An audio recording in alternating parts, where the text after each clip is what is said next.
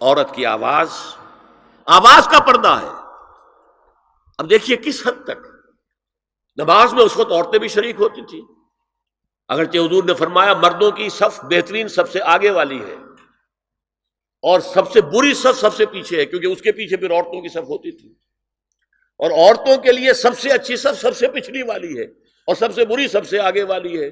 سب سے آگے والوں کے سامنے پھر مرد ہوتے تھے، ان کی پشت ہوتی تھی۔ تو اسی طریقے سے اگر غلطی کی ہے تو مرد جو ہے کہے گا سبحان اللہ، امام سے غلطی ہو گئی ہے، مرد کیا کہے گا؟ سبحان اللہ۔ عورت کیا کرے گی؟ اپنے ایک ہاتھ کے پشت پر اپنا ہاتھ مارے گی، اپنی آواز نہیں نکالنی، آواز کا پردہ۔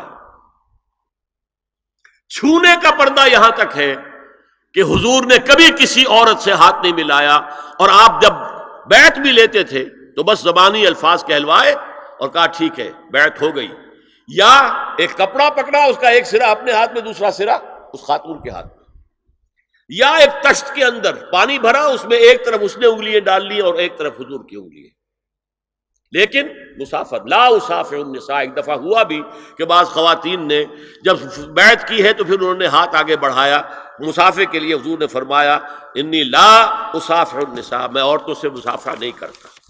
اسلام میں پردے کتنے ہوئے؟ پہلا پردہ 4 دیواری، گھروں میں رہو، یہ پہلا پردہ ہے۔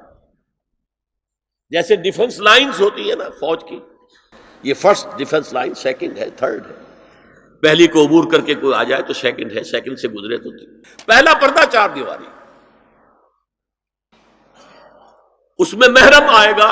اب دیکھیے اسی پر ہماری تہذیب استوار ہوئی، اسی پر ہمارا آرکیٹیکچر بنا، گھر ایسے بنے کہ مردانہ علیحدہ زنانہ علیحدہ، چھوٹا آدمی ہے تب بھی بیٹھک علیحدہ، بیٹھک باہر سے کھلے گی اور پھر ڈیوڑی سے ہو کر پھر گھر کے اندر جائیں گے، مرد آئیں گے تو یہاں بیٹھیں گے، اندر نہیں جائیں گے، اندر تو صرف وہی جائیں گے جو محرم ہے، ابدی محرم۔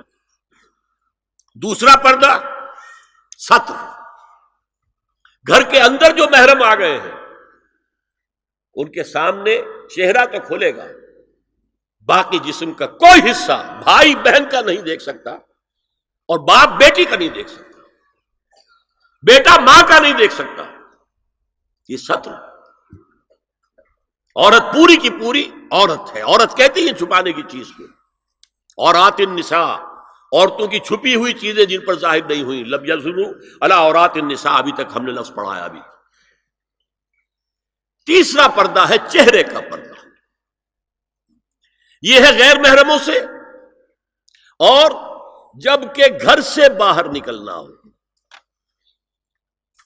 اس کے لیے سورہ احزاب میں نے کہا تھا گھر سے باہر کا پردہ، چہرے کا پردہ وہ غیر محرموں سے ہے، اور گھر سے باہر نکلے گی تو غیر محرم سامنے آئیں گے۔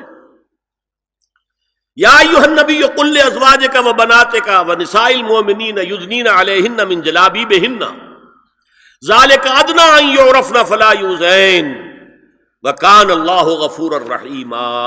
اے نبی صلی اللہ علیہ وسلم کہہ دیجئے اپنی بیٹیوں سے اور اپنی بیویوں سے اور مسلمانوں کی خواتین سے۔ اب دیکھیے یہ سورہ احزاب ہی میں ہو رہا ہے، شروع میں یا نساء نبی سے بات چلی، استیزان بھی صرف نبی کے گھر میں داخل نہ ہو اذن کے بغیر، آگے چل کر سورہ احزاب ہی میں عام بھی کر دیا، قل لازواجک وبناتک ونساء المؤمنین، کہہ دیجئے اپنی بیویوں سے، اپنی بیٹیوں سے اور اہل ایمان کی خواتین سے، یدنین علیہن من جلابیبہن، کہ وہ اپنے چہروں کے اوپر اپنی جلباب کو لٹکا لیا کریں، چہرہ چھپ جائے۔ اب اس کی تفسیر میں چاہتا ہوں کہ آپ کو جو مختلف مفسرین نے کی ہے وہ آپ کے سامنے میں رکھوں۔ حضرت عبداللہ ابن عباس نے اس آیت کی جو وضاحت فرمائی ہے اسے حافظ ابن کثیر نے اپنی تفسیر میں اس طرح نقل کیا ہے، اللہ نے مسلمان عورتوں کو حکم دیا ہے کہ جب وہ کسی کام کے لیے گھروں سے نکلیں تو اپنی چادروں کے پلو اوپر سے ڈال کر اپنا منہ چھپا لیں اور صرف ایک آنکھ کھلی رکھیں، دونوں آنکھیں بھی غلط ہیں۔ ہمارے ہاں برقع کیوں بنا تھا؟ دیکھیے چادر میں عورت لپٹی ہوگی، اس کا ہاتھ جو ہے اس چادر کو سنبھالنے میں آکوپائی ہو جائے گا۔ برقع ضرورت کی ایجاد ہے جو ہوا ہے، اور اس کے آگے آپ کو معلوم ہے پچھلے برقعوں میں جالیاں لگی ہوتی تھی کہ نگاہوں سے بھی براہ راست سامنا نہ ہو۔ اور یہ میں نے اپنی آنکھوں سے دیکھا، انقلاب ایران کے بعد جو حاجی آئے ایران سے، ان کو جو میں نے دیکھا ہے، اس طرح چادر میں ملبوس عورتیں ہوتی تھی، لمبی سی چادر، ایک ہاتھ سے اس کو اس طرح پکڑا ہوا ہے اور صرف ایک آنکھ کھلی ہے، دوسری نہیں۔ میں نے شروع میں کہا تھا ہمارے نزدیک اسلام دین ہے، صرف مذہب نہیں۔ اسلام قرآن اور سنت دونوں پر مبنی ہے، صرف قرآن پر نہیں۔ اسی میں ایک اضافہ کیجئے اس بات کا کہ حضور نے کئی حضرات سے یہ کہا، کہیں وہ رشتہ کر رہے تھے، کہ آپ نے ایک نظر دیکھ لیا ہے۔ اب اگر یہ ایک نظر دیکھنا اس کی اتنی اہمیت ہے تو اس کا کیا مطلب ہے؟ اگر تو صورتحال یہ ہوتی کہ ہر وقت چہرہ کھلا ہے، آ رہے جا رہے، تو ایک نظر دیکھنے کی کیا ضرورت ہے؟ وہ تو دیکھا دکھایا ہے۔ زمانہ آیا ہے بے حجابی کا، عام دیدار یار ہوگا۔ سکوت تھا پردہ دار جس کا، وہ راز اب آشکار ہوگا۔ تو ظاہر بات ہے وہاں پردہ ہو گیا تھا، تبھی تو تھا نا کہ ایک نظر دیکھ لو۔ آپ نے پوچھا ایک صحابی سے کہ رشتہ کہاں کیا؟ وہاں کیا ہے، تم نے ایک نظر دیکھ لیا ہے؟ اس خاندان کی آنکھوں میں کچھ نقص ہوتا ہے، دیکھ لو، بس ایک نظر دیکھنا ہے، اس کی اجازت۔ تو یہ اجازت ہونا اس کا خود ثبوت ہے کہ عام حالات میں عورت جو ہے وہ دکھائی نہیں دیتی تھی، بلکہ وہ پردے میں رہتی تھی۔